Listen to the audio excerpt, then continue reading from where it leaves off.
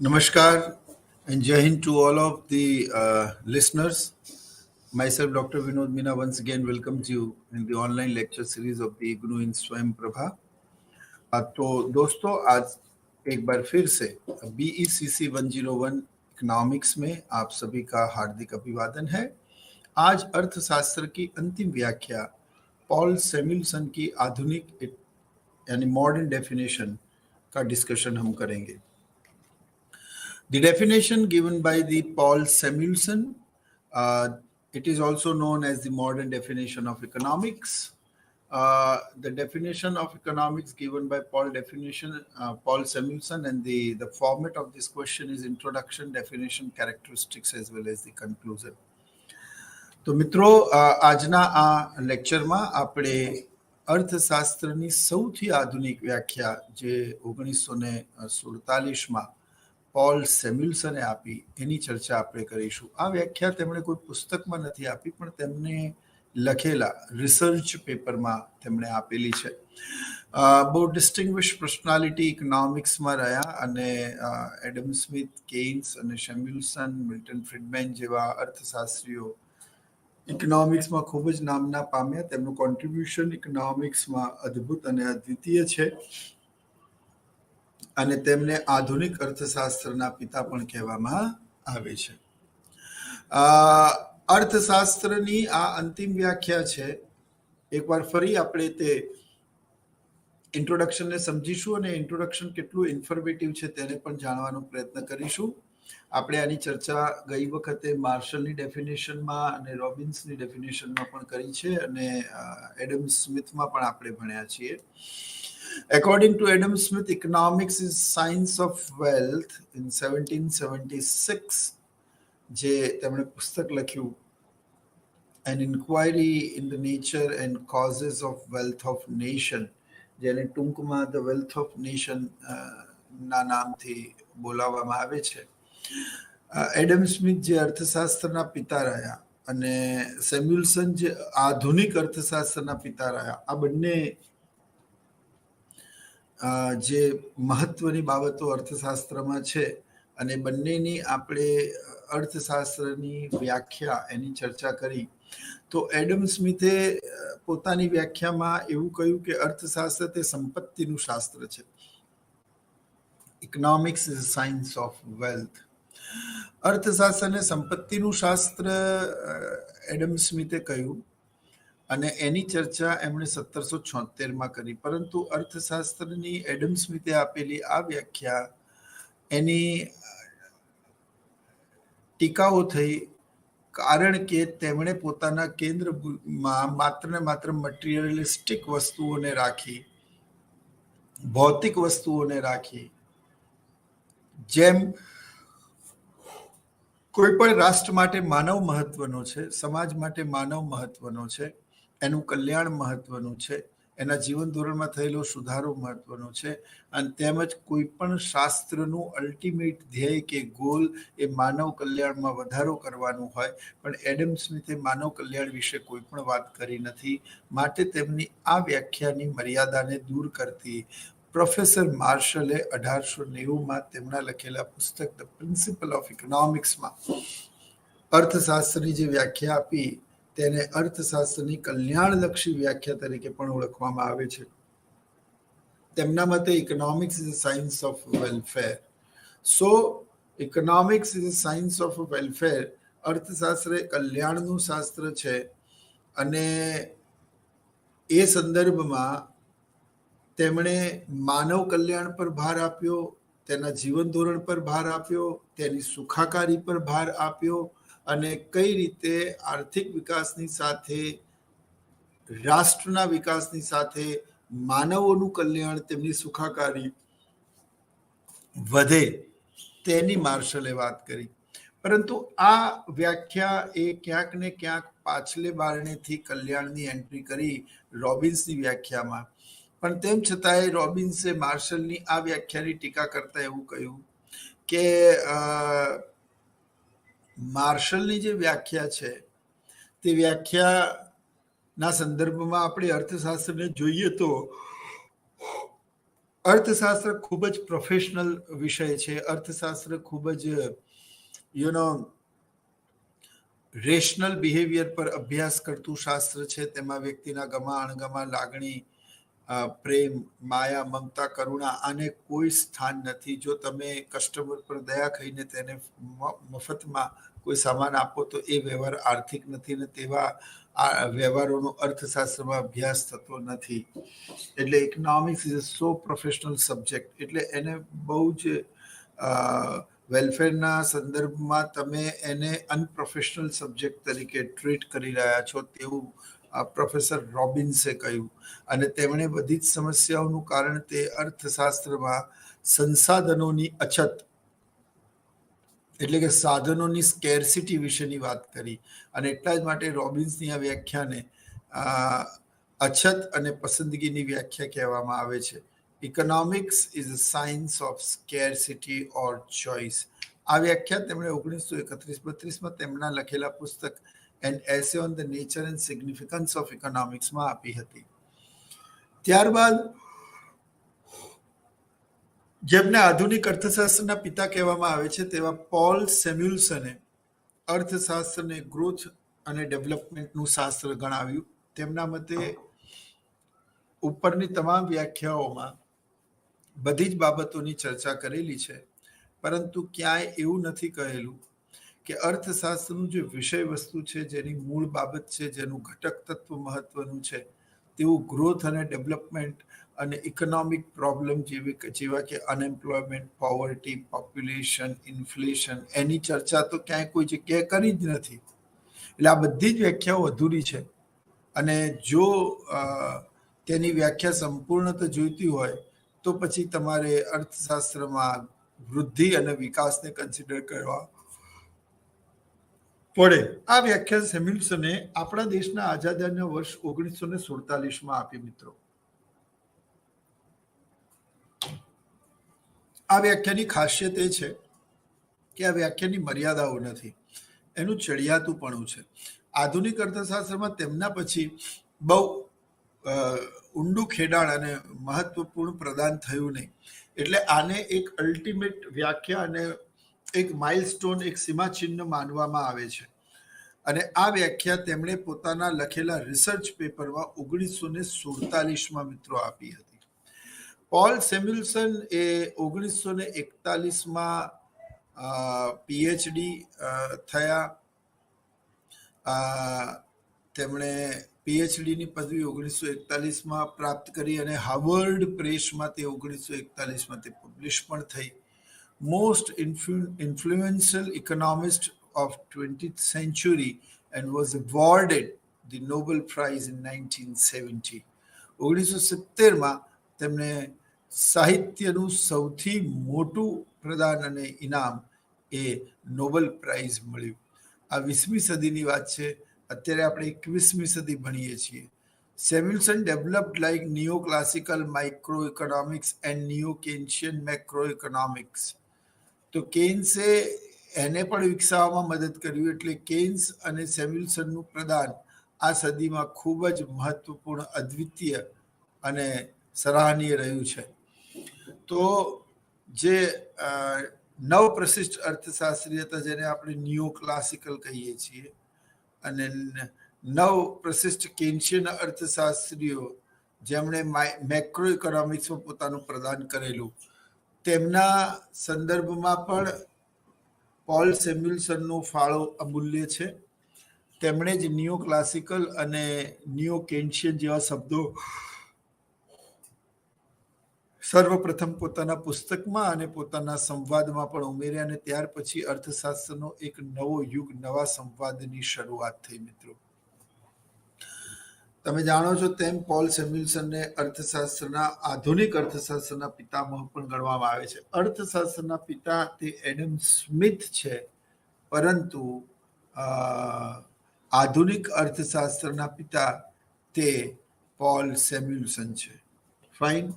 હવે એમણે અર્થશાસ્ત્ર વિશે શું કહ્યું? મિત્રો, economics is a science which studies how people and society choosing without the use of money to employ scarce, productive, uses to produce various commodities and the distribution them other.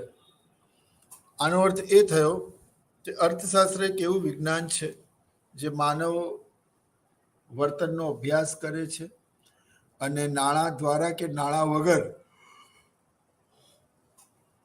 સંસાધનોનો ઉપયોગ કરવો, તેમનું ઉત્પાદન કરવું, તેની વહેંચણી કરવી, તેની વપરાશ કરવી જેવી બાબતો ન કેવલ શીખવાડે છે પણ તેને પ્રસ્થાપિત પણ કરે છે. તો અર્થશાસ્ત્ર એ એક વિજ્ઞાન છે અને વિજ્ઞાન હોવાના નાતે અર્થશાસ્ત્રનું કામ એ છે કે જેટલા પણ પ્રોડક્ટિવ યુઝિસ છે એ બધાને જાણવા, એમના વિશેનો એરિયા નક્કી કરવો અને ત્યાં એ દેશમાંથી મોંઘા યંત્રો લાવી અને આ દેશમાં લગાવવા, જેથી એમની પ્રોડક્ટિવિટી વધે, એનાથી ડિસ્ટ્રીબ્યુશન વધશે અને એનાથી કન્ઝમ્પશન્સ પણ વધશે. એટલે બહુ લાંબી વ્યાખ્યા છે જેમાં એમણે એક તરફ તો રોબિન્સ સાધનોની અછતનો મુદ્દો મૂક્યો છે અને બીજી તરફ તેમણે માર્શલના વેલફેર કન્સેપ્ટને પણ ધ્યાનમાં લીધો છે. આમ બંને બાજુ તેમણે બેલેન્સ રાખીને આગળ વધવાનું કાર્ય કર્યું છે મિત્રો. ઓકે, ત્યારબાદ આપણે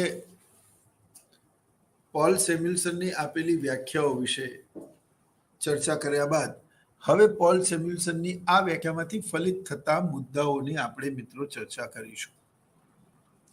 તો પોલ સેમ્યુલ્સન જે અર્થશાસ્ત્રી છે તેમણે આપેલી વ્યાખ્યાના મુદ્દાઓ જે ફલિત થઈ રહ્યા છે તે ખૂબ જ મહત્વના છે. એમણે સૌથી પહેલા ઇકોનોમિક પ્રોબ્લેમ્સ વિશેની ચર્ચા કરી છે. હવે ઇકોનોમિક પ્રોબ્લેમ શું છે એ સમજવું ખૂબ જરૂરી છે. તો મિત્રો, આર્થિક સમસ્યા શું છે? What to produce, where to produce, whom to produce, what will be the price, how to produce, how to distribute, how to reduce the unemployment of the income, how to reduce the poverty, and how to control the liquor or how to control the population. Such type of the economic problem always in the mind of an economist. Fine. તો જે પહેલું છે emphasis on economic problem. અર્થશાસ્ત્ર સૌથી વધારે આર્થિક સમસ્યાઓનો અભ્યાસ કરે છે. આર્થિક સમસ્યાઓ એટલે જેવા કેન્દ્ર સ્થાને નાણું સંકળાયેલું હોય, જે સંતોષ વધારવાના ઉદ્દેશ્યથી કરવામાં આવતી હોય, એવી જ પ્રવૃત્તિઓનો અર્થશાસ્ત્રમાં અભ્યાસ થાય છે. બિન આર્થિક પ્રવૃત્તિઓનો અર્થશાસ્ત્રમાં અભ્યાસ થતો નથી. બિન આર્થિક પ્રવૃત્તિ એટલે મેં તમને કહેલું, હું તમને ભણાવું એ આર્થિક છે, પણ હું કોઈ ગરીબ બાળકને પૈસા લીધા વગર ભણાવું તો એ દયા છે, એ મર્સી છે. અને દયા, માયા, મમતા, કરુણા, પ્રેમ એની અર્થશાસ્ત્રમાં કોઈ વેલ્યુ નથી. So economics it's a pure professional subject. Fine. એટલે એ બહુ જ મહત્વનું છે કે એમણે અર્થશાસ્ત્ર વિશે એવું કીધું કે અર્થશાસ્ત્ર આર્થિક સમસ્યાઓનો અભ્યાસ કરે છે.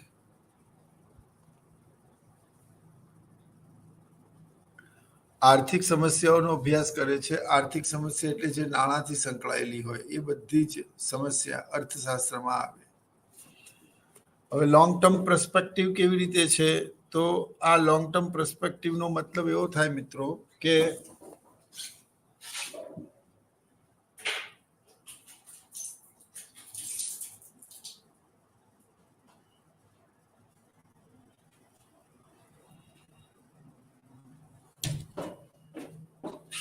અર્થશાસ્ત્રની આ વ્યાખ્યા એ લાંબા ગાળાની વ્યાખ્યા છે. આનો અર્થ એવો થાય કે અર્થશાસ્ત્રમાં જેમણે વાત કરી છે કે what to produce, where to produce, whom to produce, એ ક્યારે પણ રાતોરાત થઈ જનારી ઘટના નથી. એના વિશે ખૂબ જ લાંબા સમયનું આર્થિક આયોજન અને પ્લાનિંગ એ જોઈશે અને તેના વગર આ શક્ય નથી. હવે ઇકોનોમિક પ્રોબ્લેમને આપણે ઇગ્નુના સિલેબસમાં 101માં 101માં કેન્દ્રીય સમસ્યાઓ અથવા તો અર્થશાસ્ત્રની કેન્દ્રવર્તી સમસ્યાઓ, જેને આપણે એવું પણ કહીએ છીએ મૂળભૂત સમસ્યાઓ, જેને આપણે એવું પણ કહીએ છીએ કે સેન્ટ્રલ પ્રોબ્લેમ ઓફ ઇકોનોમિક્સ. તો એ સેન્ટ્રલ પ્રોબ્લેમ શું છે અને એના ઉપર તેમણે શું કામ ભાર આપ્યો છે, તેનું અર્થશાસ્ત્ર સાથે શું સંબંધ છે મિત્રો. તો what to produce, where to produce, how to produce, what will be the price, how to increase the productivity of the labor, how to distribute. This type of the questions are very important in economics, you know. હવે તમે જો ધ્યાનથી મિત્રો, શેનું ઉત્પાદન કરવું, તો અર્થશાસ્ત્રમાં તો આપણે પ્રોફેસર સેમ્યુઅલ્સનની વ્યાખ્યામાં એવું સમજ્યા કે સાધનો મર્યાદિત છે, એટલે કે સાધનોની અછત છે, જ્યારે જરૂરિયાતો અમર્યાદિત છે. તો મર્યાદિત સાધનો વડે અમર્યાદિત જરૂરિયાતોને કઈ રીતે સંતોષવી, એના માટે મૂળભૂત સમસ્યાઓનું નિરાકરણ કરવું ખૂબ જરૂરી છે. હવે એ મૂળભૂત સમસ્યા એટલે કઈ વસ્તુનું ઉત્પાદન કરવું, કેટલા પ્રમાણમાં કરવું, કઈ પદ્ધતિથી કરવું, એની વહેંચણી કેવી રીતે કરવી, એની કિંમત શું રાખવી, આ બધા જ જે ડબલ્યુ અને એચ ના જે પ્રશ્નો છે, what to produce, where to produce, for whom to produce, how to increase the productivity of the labor, what will be the price, how to distribute it. તો આ બધી જ મૂળભૂત સમસ્યાઓ છે. જેમ કે શેનું ઉત્પાદન કરવું, તો જો બધું જ બજાર તંત્ર ઉપર છોડવામાં આવશે તો બજાર તો એવી જ વસ્તુનું ઉત્પાદન કરશે કે જે વસ્તુમાં નફો વધારે હોય. નફો લક્ઝુરિયસ વસ્તુમાં વધારે છે, ધનિકોની વસ્તુમાં વધારે છે. તો સમાજના 20% લોકો માટે ઉત્પાદન થશે, then what about the rest of 80% people? અર્થશાસ્ત્ર એ માનવ કલ્યાણની વાત કરે છે, એ વહેંચણીની વાત કરે છે, એ સમાનતાની વાત કરે છે કે અર્થશાસ્ત્રમાં આર્થિક શોષણ નહીં હોવું જોઈએ, સમાનતા હોવી જોઈએ, માનવ કલ્યાણ કેન્દ્ર સ્થાને છે. આવું ક્યારે શક્ય બનશે? આવું ત્યારે જ શક્ય બનશે જ્યારે તમે મૂળભૂત સમસ્યાઓની તમામ પ્રકારની વિભાવનાઓ ઉપર ખૂબ સરસ રીતે કાર્ય કરીને તેનું નિરાકરણ કરશો. અને તે નિરાકરણ કરવામાં અર્થશાસ્ત્ર તમારી મદદ કરશે. એટલે સૌથી પહેલા વોટ ટુ પ્રોડ્યુસ, તો ગરીબોની વસ્તુઓનું પણ ઉત્પાદન થવું જોઈએ, જે સમાજનો મોટા ભાગની વસ્તીનો વર્ગ છે, જે ગામડાઓમાં વસે છે, એ લોકોની જરૂરિયાતો પણ સંતોષવી પડે. અને જો તેના ઉત્પાદનમાં કોઈ ખાનગી એકમ આગળ ના આવે તો તે ઇનિશિયેટિવ સ્ટેટ ટ્રેડિંગ એટલે કે ગવર્મેન્ટે પબ્લિક સેક્ટર યુનિટ થ્રુ લેવું પડે. સે ફોર એક્ઝામ્પલ, કોઈ પણ સેલ્ફ ફિનાન્સ કોલેજ કે સંસ્થા જનરલી એવા દૂર દરાજ અંતરિયાળ બેકવર્ડ ગામડાઓમાં નહીં જાય, પણ શિક્ષણ તો ત્યાં પણ મહત્વનું છે. તો જ્યારે એ નહીં જાય કારણ કે નફાથી પ્રેરિત થતી સંસ્થા છે, તો પછી ત્યાં મ્યુનિસિપાલિટી સ્કૂલ કે સરકારી શાળા કોણે શરૂ કરવી પડશે? તો કે સરકારે શરૂ કરવી પડશે. Government must have to start it.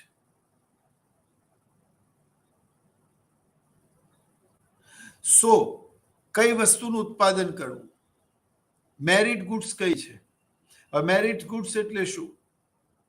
Merit goods એટલે એવી વસ્તુઓ કે જેનું ઉત્પાદન કરવાથી ન કેવલ વ્યક્તિ વિશેષને ફાયદો થાય છે, પરંતુ સમગ્ર સમાજને પણ તેના ફાયદાનો લાભ મળે છે. જેમ કે શિક્ષણમાં તમે નાણાં રોકો અને શિક્ષણમાં વધારો કરો, શિક્ષા એ મહત્વનો મુદ્દો છે. તો શિક્ષણ પ્રાપ્ત કરવાથી વ્યક્તિ વિશેષનો અને તેના વ્યક્તિત્વનો વિકાસ તો થાય જ છે, તેને રોજગાર મળે છે, તેનું પર્સપેક્ટિવ પોઝિટિવ અને બ્રોડ થાય છે. પણ સાથે એના ભણવાથી જો ડોક્ટર, એન્જિનિયર, સાયન્ટિસ્ટ વધશે તો તે સમાજની સર્વ સેવા પણ કરશે. હમણાં કોરોનાના ટાઈમ પર તમે જુઓ કે કેટલા બધા લોકો ડાક્ટરી સારવાર અને હોસ્પિટલની સેવાઓના અભાવના કારણે હોસ્પિટલના બહાર જે લોકોએ પોતાનો દમ તોડી દીધો. It means that our infrastructural facilities, and when we are talking about the expertise, say for advocate, engineers, teachers, doctors, even, તો તમે જો વિકસતા દેશોમાં 16,000 વ્યક્તિઓ એક ડોક્ટર છે, જ્યારે વિકસિત દેશોમાં 350 વ્યક્તિઓએ એક ડોક્ટર છે. Can you believe this? એટલે આપણે મ્યુનિસિપાલિટી સ્કૂલ પણ બનાવવી પડશે, સરકારી સ્વાસ્થ્ય કેન્દ્રો પણ બનાવવા પડશે. ગામડાઓમાં આઈસીઆઈસીઆઈ બેંક નહીં જાય તો તમારે એસબીઆઈની બ્રાન્ચ પણ ખોલવી પડશે. સહકારી મંડળી અને જમીન વિકાસ બેંકો અને નાબાર્ડના પ્રયત્નોથી ખેડૂતોને વેપારીઓ કરતા ઓછા વ્યાજે નાણાં પણ ધીરવા પડશે. અને આ બધા જ કામોમાં જો ખાનગી સાહસ આગળ નહીં આવે, then government should take initiative and leading from the front must have to. તો સરકારે આ કરવું પડશે, સરકારે આગળ આવવું પડશે. તો આ ખૂબ જ મહત્વનું છે મિત્રો, વોટ ટુ પ્રોડ્યુસ. નવ બીજો મુદ્દો, whom to produce. સમાજનો કયો વર્ગ મોટો છે, કયો વર્ગ સૌથી વધારે છે, કયો વર્ગ સૌથી વધારે જરૂરિયાતમંદ છે, એના માટે ઉત્પાદન કરવું જોઈએ. ડોક્ટર ભીમરાવ આંબેડકર આરક્ષણ કેમ લાવ્યા? અમુક જાતિ જનજાતિના લોકો જે જંગલોમાં આદિવાસી સ્વરૂપે અને એ લોકોની આર્થિક પરિસ્થિતિ દયનીય છે અને સમાજના લાંબા સમયમાં ચાલી આવી રહેલા શોષણથી તે લોકો સમાજની મુખ્ય ધારાથી અલિપ્ત થઈ ગયા છે. તેવા અનુસૂચિત જાતિ અને જનજાતિના લોકો માટે તેમણે રિઝર્વેશનની વાત કરી. તો જે રીતે સરકાર અનુસૂચિત જાતિ અને જનજાતિના લોકો માટે અમુક વિશેષાધિકાર અને અમુક ફંડ, અમુક સહાય એમણે નક્કી કરેલી છે, નોકરીઓમાં રિઝર્વેશન નક્કી કરેલું છે, તે રીતે આપણે અર્થશાસ્ત્રમાં એવું નક્કી કરવું પડશે કે page 3 people, celebrities, high societies, then higher middle class, then middle class, then lower poor class, and absolutely poor, those who are living below the poverty line. So you have to think it out that, and you have to work out that for whom to produce. કોણ સૌથી વધારે જરૂરિયાતમંદ છે અને શેમાં subsidy આપવી જોઈએ અને શેમાં નહીં આપવી જોઈએ, એ પણ બહુ મહત્વનો અને ચર્ચાનો વિષય છે મિત્રો. એટલે અર્થશાસ્ત્રમાં જે રીતે કઈ વસ્તુનું ઉત્પાદન કરવું, વોટ ટુ પ્રોડ્યુસ. બીજું છે વેર ટુ પ્રોડ્યુસ, એટલે કે કઈ જગ્યાએ ઉત્પાદન કરવું. પછી છે how to increase the productivity of the labour. શ્રમનું શ્રમ વિભાજન કરો, તેમને જે કામમાં મહારત છે તેને જ એ જ સોંપો. એવું કરવાથી તેની એકને એક ધારું કામ સતત કરવાથી તેની સ્પીડ વધશે, તે નવા નવા શોર્ટકટ્સ અને નવા નવા ઇનોવેશન્સ કરશે. તો આવું કરવાથી ઉત્પાદકતા વધે છે. કારણ કે તમે એક વસ્તુ સમજો, કોઈક અર્થશાસ્ત્રી એવું પણ કહેલું કે 2 વિશ્વયુદ્ધ થઈ ગયા છે, ત્રીજું વિશ્વયુદ્ધ એ અનાજ અને પાણીના કારણે થશે. કારણ કે વિશ્વમાં સ્વચ્છ શુદ્ધ પીવાનું પાણી 2% કરતા પણ ઓછું છે, જે તમે નદી નાળામાં ઇવન જુઓ છો. વિચાર કરો, બાકીના બધા જ ભાગ ઉપર જમીન છે. તો પ્રશ્ન એવો થાય છે મિત્રો કે કઈ વસ્તુનું ઉત્પાદન કરવું, કોના માટે કરવું અને કઈ પદ્ધતિથી કરવું. તો ભારત એક ખેતી પ્રધાન દેશ છે અને ખેતી પ્રધાન દેશ હોવાના નાતે આપણા દેશની અંદર વસ્તી ખૂબ વધારે છે, મોટાભાગની વસ્તી એ ખેતીમાં રોકાયેલી છે. આના પહેલા how to increase the productivity of લેબરની આપણે વાત કરતા હતા. તો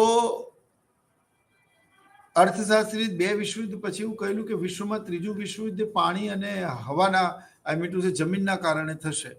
શુદ્ધ ઇવન એટલું પોલ્યુશન વધશે કે શુદ્ધ ઓક્સિજન પણ આપણને નહીં મળે, તે માટે પણ આપણે કિંમત ચૂકવવી પડશે. અત્યારે તો નથી આપી રહ્યા. બટ તો મિત્રો વાત એટલી છે કે ડોક્ટર નોર્મન બોરલોગ નામના એક અર્થશાસ્ત્રીએ એવા સંકર હાઇબ્રિડ બિયારણનું અને ખાતરની શોધ કરી જેનાથી ખેતરના કુલ ઉત્પાદનમાં અનેક ગણો વધારો થયો. અનેક ગણો વધારો થયો મિત્રો.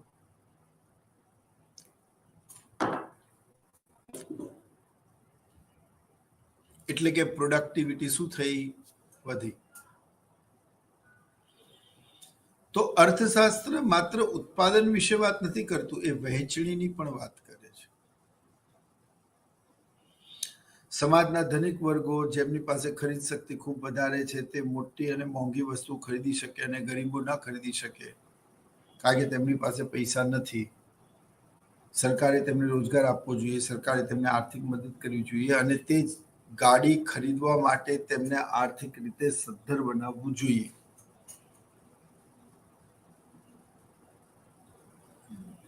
એટલે તમે જો what to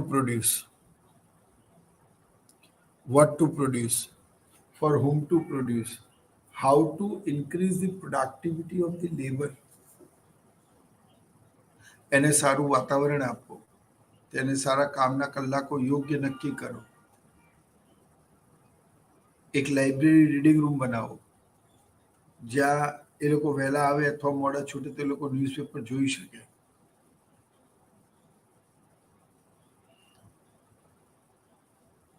તો મિત્રો વાત માત્ર એટલી છે કે સાધનોની ઉત્પાદકતા વધારવી એ પણ અર્થશાસ્ત્રનું એક બહુ જ મોટું ચેલેન્જ છે. અને એ ચેલેન્જ કઈ રીતે છે? એ ચેલેન્જ એ રીતે છે કે સાધનોની ઉત્પાદકતા વધારવા માટે તમારે ટેકનોલોજીમાં ઇન્વેસ્ટમેન્ટ કરવું પડશે. ભારત એક ગરીબ દેશ છે, એટલા મોટા પ્રમાણમાં ઉત્પાદન કરી શકતું નથી અને એ ટેકનોલોજી એ કરેલું મૂડીરોકાણ વડે વપરાયેલું રહે છે. So it's very important that કે સાધનો એટલે કે 4 જમીન, મૂડી, શ્રમ, નિયોજક, આ ચારેય સાધનોને ઉત્પાદનની પ્રક્રિયામાં જોડાવા બદલ અલગ અલગ સ્વરૂપે વળતર મળે છે.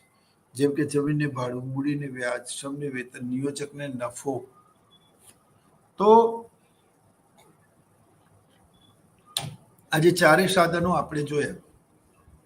એમાં ભારત એક અતિ વસ્તી ધરાવતો દેશ છે અને તેના કારણે ભારતમાં શ્રમ ખૂબ જ સસ્તો અને સરળતાથી પ્રાપ્ત છે. તો પછી આપણે આટલા બધા પૈસા મૂડી પ્રધાન ઉત્પાદન પદ્ધતિ વિશે કેમ વાપરવા? મૂડી પ્રધાન ઉત્પાદન પદ્ધતિમાં તો મોટા ભાગે યંત્રો અને ટેકનોલોજીનો ઉપયોગ થાય છે. હવે 10 માણસોનું કામ એક કમ્પ્યુટર કરશે તો 9 લોકો તો મિત્રો બેરોજગાર જ બનશે ને. યસ ઓર નો? એટલે પ્રશ્ન એવો છે કે કઈ ઉત્પાદન પદ્ધતિનો ઉપયોગ કરવો. એ યુરોપના દેશોમાં મૂડી ખૂબ વધારે છે, કામ કરનારા લોકો મળતા નથી. ઘણી વખત પરિસ્થિતિ એવી થાય કે ત્યાં વસ્તી ઓછી હોવાના કારણે શ્રમનું પ્રમાણ ઓછું થાય. તો ત્યાં રહેતા તમામ પ્રકારના ભારતીયોને એવું નવાઈ થાય કે અમે ફોન કરીએ છીએ તો પ્લમ્બર કે સાફ સફાઈ કર્મચારી કે આ રીતે કેમ આવતા નથી જલ્દી, અને બીજા કંઈ એક્સપર્ટ જોઈએ તો તરત મળે છે. તો વાત માત્ર એટલી છે કે ત્યાંના ગવર્મેન્ટનું વિઝન એ છે કે એક વખત એ વિઝા ક્લિયર થાય તે પછી જ એમને આગળની પ્રક્રિયામાં સમાવી શકાય. તો વાત એવી છે મિત્રો કે અમેરિકાથી, યુરોપથી, ઓસ્ટ્રેલિયા અને કેનેડાથી તમામ પ્રકારના જે અભિગમો છે એ ત્યાંની આબોહવા, જનસંખ્યા, રાજકીય અને આર્થિક પરિસ્થિતિને અનુરૂપ છે. હવે એ લોકોમાં શ્રમ બહુ જ મોંઘો છે અને સરળતાથી મળતો નથી, જ્યારે ભારતમાં શ્રમ ખૂબ જ સસ્તો છે અને 3 બોલાવો ત્યાં 13 આવે છે, સરળ છે. તો જો સરળ હોય, ભારતમાં શ્રમ સસ્તો અને સરળ છે, તો આ સસ્તો અને સરળ હોય તો તમામ પ્રકારની વસ્તુ બનાવવા માટે ભારતે શ્રમ પ્રધાન ઉત્પાદન પદ્ધતિનું ઉત્પાદન કરવું જોઈએ, જ્યારે અમેરિકા અને યુરોપના દેશોએ મૂડી પ્રધાન ઉત્પાદન પદ્ધતિનો ઉપયોગ કરવો જોઈએ. તો જે સાધનોના ઉપયોગમાં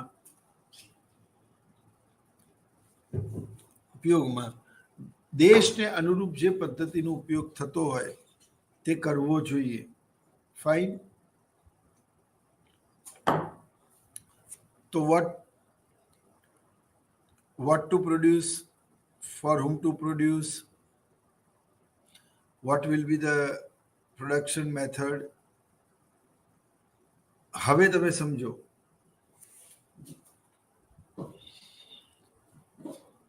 how to increase the productivity of the labor.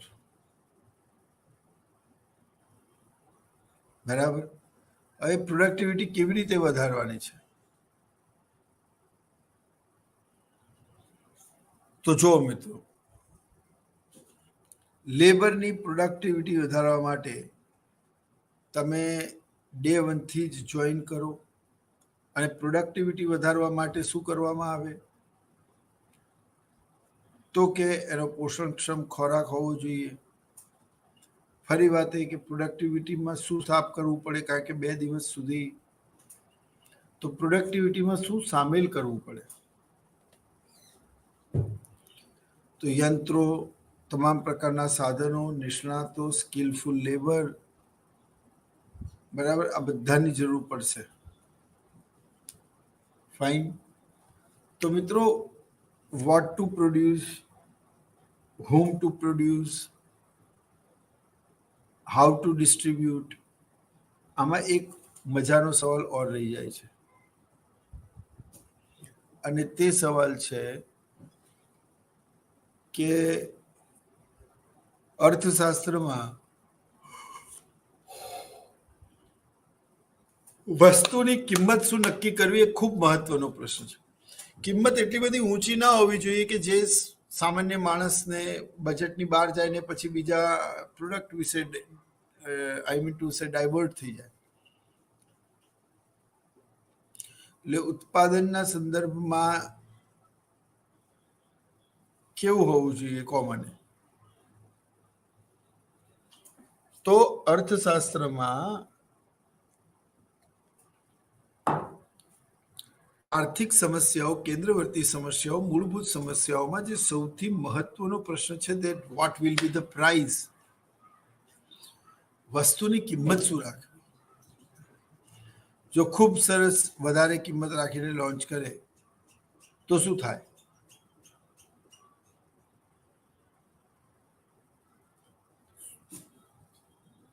અને આ સંદર્ભમાં જો કોઈ પણ અભ્યાર્થી કે ઓનલાઈન લેક્ચર ભરનાર વિદ્યાર્થી એવું ખાસ સમજે કે સેમ્યુલસનની વ્યાખ્યા પછી કોઈ નવી વ્યાખ્યા અર્થશાસ્ત્રમાં બહુ મોટા પ્રમાણ પર પ્રકાશિત થઈ નથી. એટલે આ જે મૂળભૂત સમસ્યાઓ છે, what to produce, where to produce, how to produce, how will be distribute,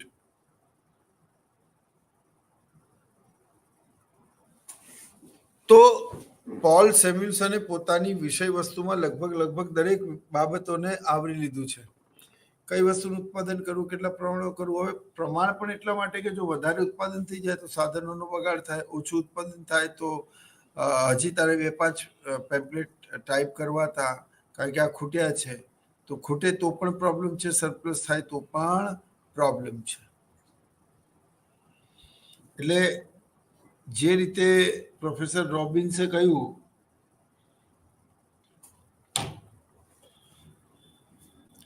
કે સાધનો મર્યાદિત છે જ્યારે તેને સંતોષવાના સાધનો અમર્યાદિત છે. તો મર્યાદિત સાધનો વડે અમર્યાદિત જરૂરિયાતોને કેવી રીતે અભ્યાસ કરી શકાય તેનો અભ્યાસ જ અર્થશાસ્ત્રમાં છે. તો મિત્રો, મને એવું લાગે છે કે આ મુદ્દો જે આપણે ભણ્યા એ મુદ્દામાં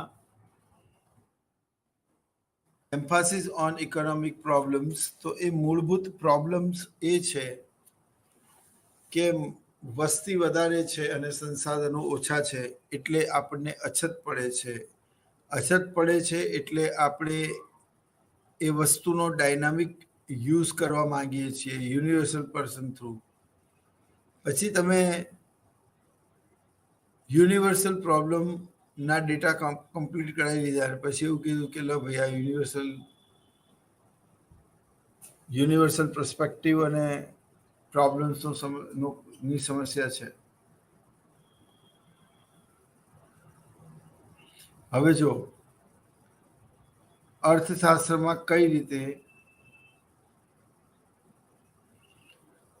કઈ રીતે અર્થશાસ્ત્રમાં તે ડાયનામિક એપ્રોચ કહેવામાં આવે છે અથવા તે લોંગ ટર્મ પર્સપેક્ટિવ આપણે સમજી ગયા.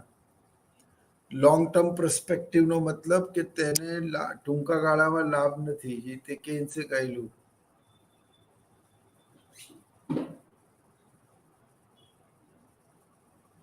હવે લોંગ ટર્મ પર્સપેક્ટિવનો અર્થ એવો પણ થાય કે તેમણે what to produce, where to produce, how to produce, what will be the price, how to increase the productivity of the labor, એવું તો મને નહોતું કહ્યું. એટલે અહીંયા એનો નિર્ણય લેવો થોડો અઘરો છે. તો જો લોંગ ટર્મ પર્સપેક્ટિવ આપણે જોતા હોઈએ ફાઇન, તો એમાં ધીરજ રાખવાની વાત છે. પણ આ બન્યા પછી ઘણા બીજા રસ્તા આપોઆપ ખુલી જાય છે. એટલે આ એક લેથાર્જિક, લાંબી અને ગૂંચવણ ભરી પ્રક્રિયા છે, એટલે ધ્યાન રાખો. પછી ડાયનામિક એપ્રોચ. હવે ડાયનામિક એપ્રોચ એટલે શું મિત્રો? ડાયનામિક એપ્રોચ એનો અર્થ એ થયો કે આ સતત વિષય બદલાતો રહે છે. આનો અર્થ એ થયો કે યુનિવર્સલ એપ્રોચનો મતલબ વિશ્વના તમામ દેશો સાથે ટાઈપ કરીને આ સમસ્યાઓનું નિરાકરણ કરવાની વાત છે. કાગડા બધે કાળા છે. આ બધી સમસ્યાઓ વિદેશોમાં જોવા મળે છે, માત્ર તેનું સ્વરૂપ અને તેનું ડ્યુરેશનમાં વધારે ઘટાડે હોઈ શકે છે. આપણે બિઝનેસ સાયકલ ભણી ગયા.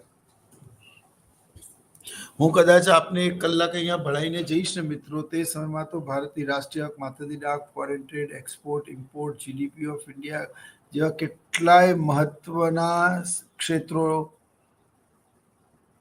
કેલ્ક્યુલેશન બદલાઈ જશે. ઓકે, પછી યુનિવર્सल ऑफ प्रॉब्लम्स. यूनिवर्सल प्रॉब्लम, तो यूनिवर्सल प्रॉब्लम क्या है? તો યુનિવર્સલ પ્રોબ્લેમનો મતલબ એવો થાય કે જે માત્ર ભારતમાં નહીં પણ સમગ્ર વિશ્વમાં જોવા મળે છે. તે સમસ્યા માત્ર ભારતની નથી.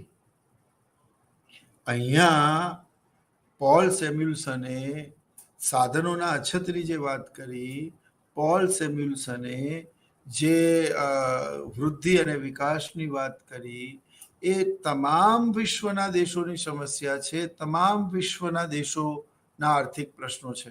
એટલે આ યુનિવર્સલ, એટલે આનું કાર્યફલક એ વિશાળ છે. એટલે જ એને કીધું છે it's a broader concept, it's a wider concept. Comparative concept એટલા માટે છે કે પોલ સેમ્યુલ્સને પોતાની વ્યાખ્યામાં ખૂબ જ મહત્વની વાત કરી છે. તેમણે માર્શલની કલ્યાણલક્ષી વ્યાખ્યાની પણ વાત કરી છે અને તેમણે પોલ સેમ્યુલ્સનની અછતની પણ વાત કરી છે. આ બંનેનું કમ્પેરિઝન કર્યું છે. તમે જોઈ શકો છો, when we are talking about the definition of economics given by Paul Samuelson, the economics is science which studies how people and society choosing without the use to money scarce productive નો મતલબ શું? તો કે સ્કેર્સ productive નો મતલબ સાધનોની અછત છે.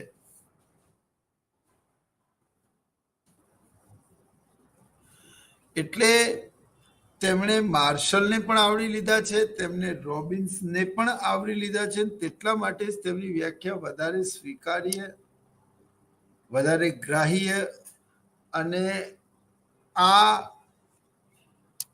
Pole સેમ્યુલ્સને જે વ્યાખ્યા આપી એમાં લગભગ બધા જ મુદ્દાઓની એમણે ચર્ચા કરી છે. તો એમણે માનવ કલ્યાણની પણ વાત કરી છે, તેમણે અછતની પણ વાત કરી છે. તેમણે અછતની વાત કરી છે. તો અહીંયા પોલ સેમ્યુલ્સનની આ વ્યાખ્યા એ ખૂબ જ વિશાળ છે, અને બની શકે છે કે આ જ વ્યાખ્યા જે આપણે ભણી પોલ સેમ્યુલ્સનની, એ પોલ સેમ્યુલ્સનની આ વ્યાખ્યાને આધુનિક વ્યાખ્યા તરીકે પણ ઓળખવામાં આવે છે. એટલે આધુનિક સમસ્યામાં તેમણે કહ્યું તેમ અર્થશાસ્ત્ર એ કમ્પેરેટિવ કન્સેપ્ટ છે.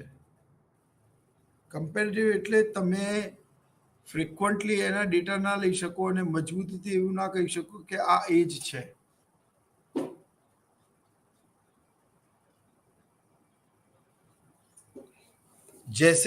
જેવી રીતે એમણે એવું કીધું કે રોબિન્સન, પ્રોફેસર લાયોનેલ રોબિન્સન અને માર્શલ, તો માર્શલની કલ્યાણલક્ષી વ્યાખ્યાની વાત કરી છે, રોબિન્સની અછતલક્ષી અને પસંદગીની વાત પણ કરી છે. આ બંનેનું કોમ્બિનેશન કરીને તેમણે કમ્પેરેટિવ કન્સેપ્ટ બનાવ્યો છે.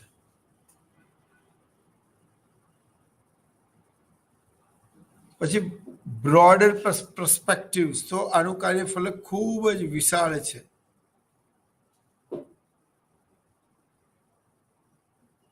એટલે કાર્યફલક ખૂબ જ વિશાળ છે. એનો મતલબ શું? કે ત્યાં તમામ પ્રકારની સમસ્યાઓની નોંધ લેવામાં આવે છે.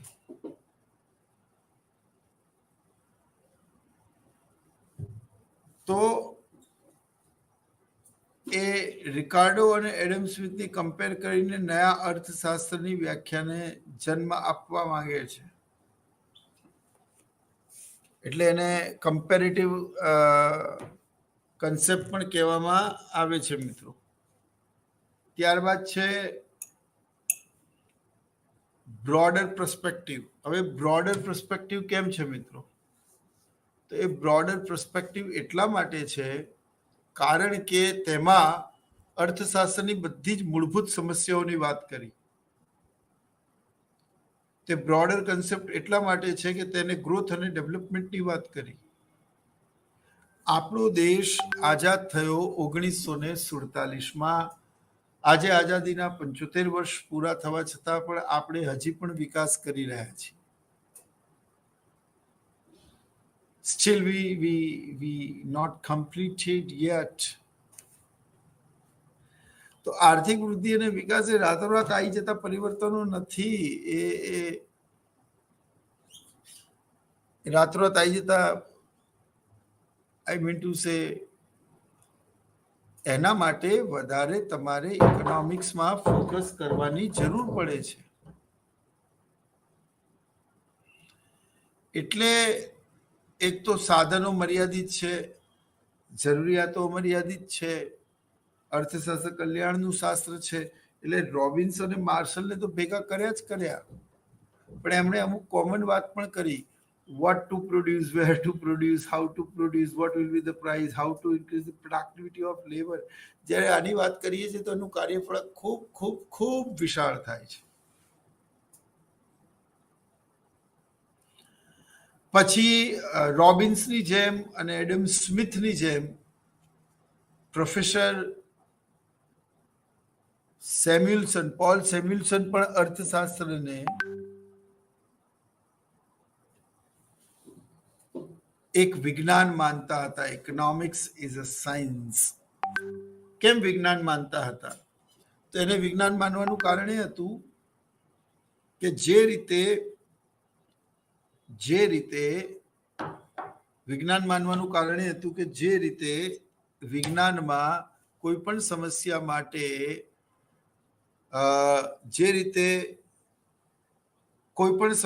માટે ધ્યેય નક્કી કરવામાં આવે છે, ડેટા કલેક્ટ કરવામાં આવે છે, એનું બાયફર્કેશન કરવામાં આવે છે, એનું વિશ્લેષણ કરવામાં આવે છે, એના તારણો કાઢવામાં આવે છે અને સત્યને સાબિત કરવામાં આવે છે through experiment or developing the theory. On the same ground, economics also doing the same thing. જેમ કે મારે આર્થિક વૃદ્ધિ વિકાસ અને મારે કોઈ પણ દેશની વધતી જતી જનસંખ્યાના આર્થિક વિકાસ પર થતા અસરોને જાણવું છે. Is there any relation between the economic development and the population increasing or the population blast? તો મેં છેલ્લા 25-30-50 વર્ષના આર્થિક વિકાસના છેલ્લા 25-30-50 વર્ષના વસ્તીના ડેટાને ભેગા કર્યા. એટલે પહેલા ધ્યેય નક્કી કર્યું કે આ બંને વચ્ચેનો સંબંધ જાણવો છે, પછી ડેટાને કલેક્ટ કર્યા, એનું બાયફર્કેશન કર્યું, વર્ગીકરણ કર્યું, બિનજરૂરી ડેટાને મેં કાઢી નાખ્યા, કારણ કે જે ડેટાની જરૂર નથી it's unfortunately it's create a confusion. તેને રાખવા છે શું કરવા?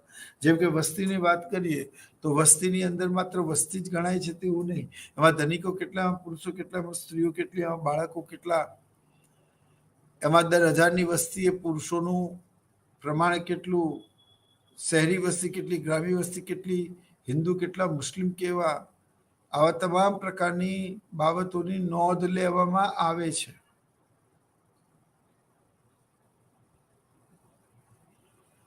તો વાત માત્ર એટલી છે મિત્રો કે એ ડેટા જે છે એનું બાયફર્કેશન કર્યું, બિનજરૂરી ડેટા કાઢી દીધા, પછી એનું વિશ્લેષણ કર્યું, એને ચોક્કસ ક્રમમાં ગોઠવ્યા, પછી એના પરથી તારણો કાઢ્યા, સિદ્ધાંતને ડેવલપ કર્યો, વસ્તી સંક્રમણનો સિદ્ધાંત. અને ફર્સ્ટ ટાઈમ એવું સાબિત કર્યું કે વધતી જતી વસ્તીનો દેશના આર્થિક વિકાસ ઉપર એક ચોક્કસ પ્રભાવ હોય છે, અસર થાય છે.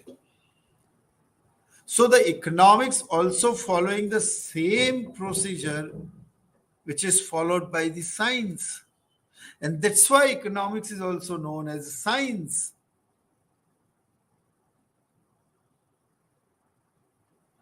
એટલે અર્થશાસ્ત્ર પણ એક વિજ્ઞાન છે એવું એ દૃઢપણે માનતા. જો કે I mean to say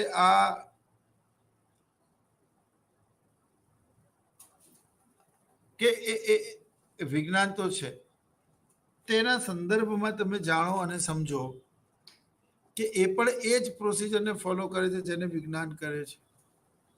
તો અર્થશાસ્ત્ર પણ વિજ્ઞાન થયું કે ના થયું? પણ અર્થશાસ્ત્ર એક સામાજિક વિજ્ઞાન છે. Economics is a social science. What do you mean by social science? It's include sociology, it's include history, it's include literature and economics. તો વાત એટલી છે કે અર્થશાસ્ત્ર એક સાયન્સ છે, એક વિજ્ઞાન છે.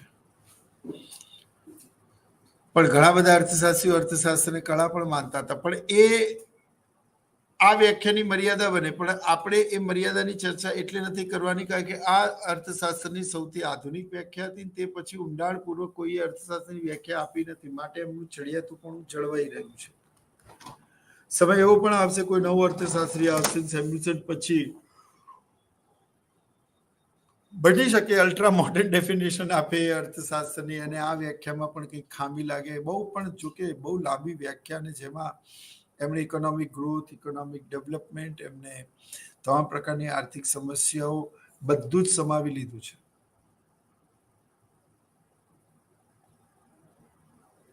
એટલે અર્થશાસ્ત્રમાં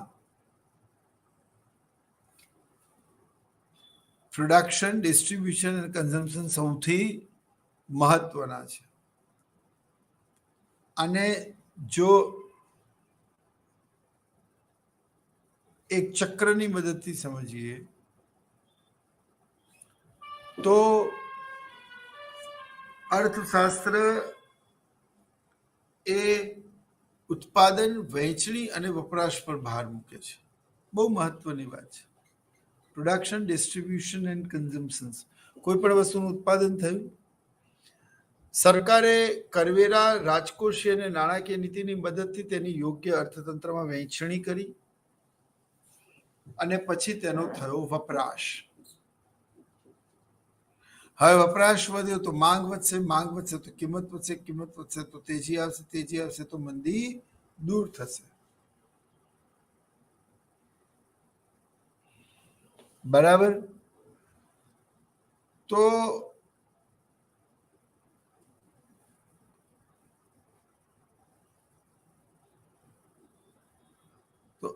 emphasis on production, distribution and consumption, આ ત્રણ જ મહત્વના પાસા છે અર્થશાસ્ત્રમાં. ઉત્પાદન થવું જોઈએ, તેની યોગ્ય વહેંચણી થવી જોઈએ, જેથી સમાજના નાનામાં નાના અને નીચામાં નીચા વર્ગને પણ તે વસ્તુઓ પહોંચે, જરૂરિયાતમંદ લોકોને. બહુ ખૂબ મહત્વનું છે. લોકો સંગ્રહખોરી કરીને, સટ્ટાખોરી કરીને આટલું મોટું જુગાર રમતા હોય છે, તેમના માટે પણ સરકારે કોઈ સખ્ત પગલાં ઉઠાવવા જોઈએ. એટલે એમણે પ્રોડક્શન, ડિસ્ટ્રીબ્યુશન અને કન્ઝમ્પશન્સની વાત કરી છે. જ્યારે બધા અર્થશાસ્ત્રીઓ અર્થશાસ્ત્રને એક વિજ્ઞાન માને છે, પરંતુ યુગોસ્લાવિયા અને દક્ષિણ પૂર્વ એશિયાના દેશો એને સાયન્સ જ માને છે. હવે સાયન્સ જ માને છે ઇન ધ સેન્સ કે તારું science, I hope so, maths, reasoning એ બધું એ ખૂબ જ પાવરફુલ છે, સક્ષમ છે. અને પ્રોડક્શન નહીં થાય તો રોજગારી નહીં વધે, રોજગારી નહીં વધે તો આવક નહીં થાય, આવક નહીં થાય તો ખર્ચ નહીં થાય, ખર્ચ નહીં થાય તો માંગ નહીં વધે, માંગ નહીં વધે કિંમત નહીં વધે. આ ચક્ર સતત ચાલ્યા કરશે.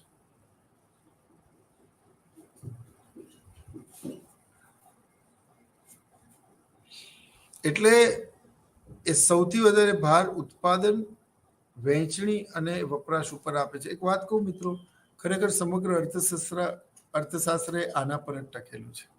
તમે જુઓ, એક તરફ છે પેઢીઓ અને એક તરફ છે નિયોજક, ફર્મ, પેઢી, અને એક તરફ છે કુટુંબો. હવે આ જે ફર્મ છે, ઉત્પાદનના 4 સાધનો: જમીન, મૂડી, શ્રમ, નિયોજક. આમાંથી એક પોતે નિયોજક તો છે જ. હવે એને 3 સાધનો જોઈએ. માની લો કે જુંડાલની આગળ એને એક પ્રોજેક્ટ શરૂ કરવાનો છે. તેણે કોઈકની જમીન જોઈએ, ઠાકોરની, પટેલની, પંચાલની, સુથારની, બધાની જમીન એમને જોઈ. એમાં એમને એક જમીન પસંદ આવી. બરાબર. એમને એક જમીન શું કરી? પસંદ આવી. અને તેને પસંદ કરીને તેમણે તે જમીનને શું ચૂકવ્યું? ભાડું. ઓકે. પછી એમણે શેર ઇસ્યુ કરે, લોકોએ શેર ખરીદે. લોકોના શેર કોની પાસે આવ્યા? સરકાર પાસે. એટલે તેની પાસે શું આવી? મૂડી, શ્રમ. તો માની લો કે રિલાયન્સ ખૂબ મોટા ધનાઢ્ય છે અને હું એમને પૂછું કે સર,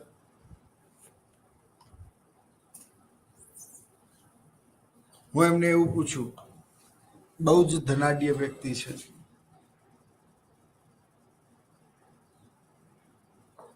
કે તમે આ વસ્તુનું ઉત્પાદન કરશો તો તેવું કહેશે એમાં મને નફો મળતો હશે, 2-4 પૈસા મળતા હશે તો જ હું કરીશ.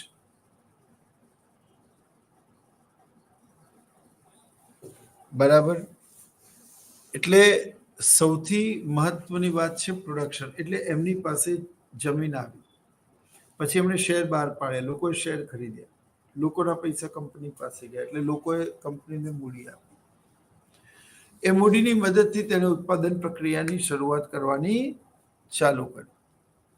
એટલે એમણે બેઝિકમાં જ એવું સમજાવી દીધેલું કે અર્થશાસ્ત્ર એ માત્ર ને માત્ર પ્રોડક્શન, ડિસ્ટ્રીબ્યુશન એન્ડ કન્ઝમ્પશન પર ટકેલું છે. એમ્ફાસિસ ઓન ગ્રોથ એન્ડ ડેવલપમેન્ટ. તો મિત્રો,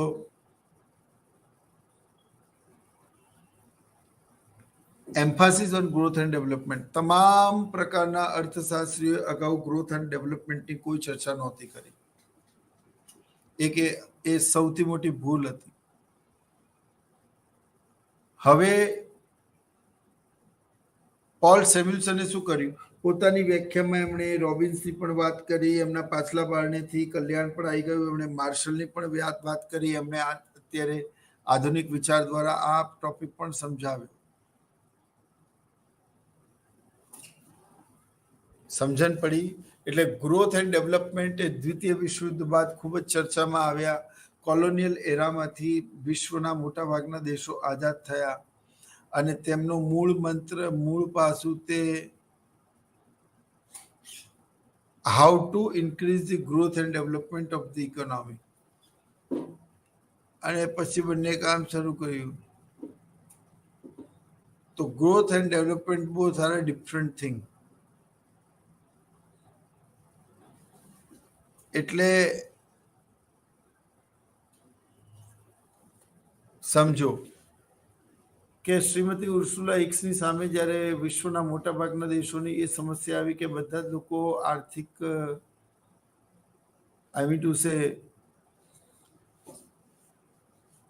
વૃદ્ધિ અને વિકાસની વાત કરી રહ્યા છીએ, વિકાસ માટેના મરણિયા પ્રયત્નો કરી રહ્યા છે, બટ એક્ઝેક્ટલી વૃદ્ધિની જગ્યાએ વિકાસની જગ્યાએ વૃદ્ધિ છૂટથી ઉપયોગ કરતા હતા. પરંતુ એડમ સ્મિથે એ વ્યક્તિઓને અને એ વાતને નકારી છે.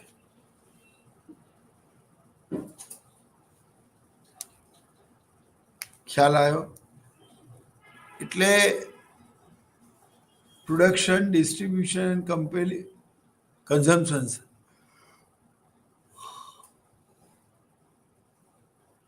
એ તો હતું જ, પણ ગ્રોથ અને ડેવલપમેન્ટની એમણે વાત કરી છે. હવે ગ્રોથ એન્ડ ડેવલપમેન્ટ કે અર્થશાસ્ત્રમાં જ્યારે લોકોનું જીવન ધોરણ સુધરી રહ્યું હોય, વાસ્તવિક રાષ્ટ્રીય અને માથાદીઠ આવક વધી રહી હોય, fine. Growth and development. Colonial era જે બ્રિટિશ રાજમાંથી આઝાદ થયા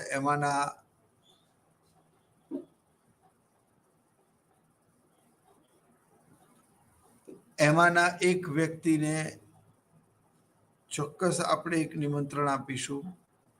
પણ અત્યારે તમે આ ભણી લો કે ગ્રોથ એન્ડ ડેવલપમેન્ટ તો કોઈ પણ રાષ્ટ્રનો મૂળ મંત્ર તે માત્ર વૃદ્ધિ અને વિકાસ કરવાનો છે. અંગ્રેજો તો આયા, લૂંટીને લઈ ગયા અને પાછળ છોડતા ગયા, મૂકતા ગયા એક ભૂખ્યું અને ગરીબીમાં સબળતું પછાત અર્થતંત્ર જેને વિશ્વએ ભારત અને હિન્દુસ્તાન તરીકે ઓળખ્યું. વાત એ છે કે તમામ પ્રશ્નો બ્રિટિશરોના ગયા પછી જ્યારે ગ્રોથ અને ડેવલપમેન્ટમાં એમણે તો રસ હતો જ નહીં કે ભારત ક્યારે બળવાન મળે. કારણ કે જો બળવાન બનશે તો એ પોતાની આઝાદીની વાત કરશે. માટે આપણે એવું કરવા જ નહીં દેવું. સો ગ્રોથ એન્ડ ડેવલપમેન્ટ, તો ગ્રોથ ખૂબ જ જરૂરી છે. ગ્રોથની વાત થઈ, ડેવલપમેન્ટની વાત થઈ, જે ઉપરની કોઈ વ્યાખ્યામાં તેમણે કરી નહોતી કોઈ પણ અર્થશાસ્ત્રીએ. તો આર્થિક વિકાસમાં વધારો થાય, ગરીબી નીચે જીવનારી જનસંખ્યામાં ઘટાડો થાય, નવી નવી ઉત્પાદન પદ્ધતિઓ શોધાય, તે ખૂબ જ જરૂરી છે.